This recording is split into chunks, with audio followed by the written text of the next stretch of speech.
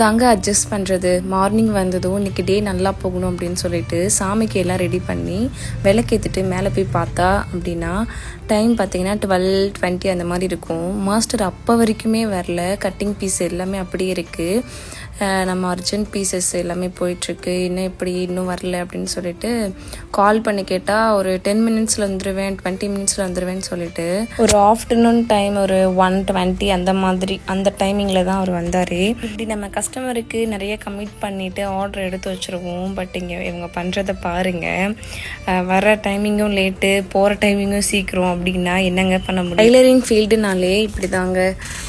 கொஞ்சம் முன்ன பின்ன லேட் ஆகும். இவங்களையும் ஒன்றும் சொல்ல முடியாது, ஏன்னா நமக்காக வராங்க. இல்லை எவ்வளோ ப்ராப்ளம் வந்தாலும் சரி உங்களுக்கு ஆன் டைம் அண்ட் பர்ஃபெக்ட் ஃபிட்டிங்கோட டெலிவர் பண்ணணும். அதுதான் எங்களுடைய மெயின் கோல். இப்போது Aadi offer and bridal package போயிட்டுருக்கிறதுனால நிறைய டிஎம்ஸ் அண்ட் நிறைய ப்ரீ புக்கிங் வந்துட்டுருக்கு. ஸோ நீங்களும் மிஸ் பண்ணிடாதீங்க.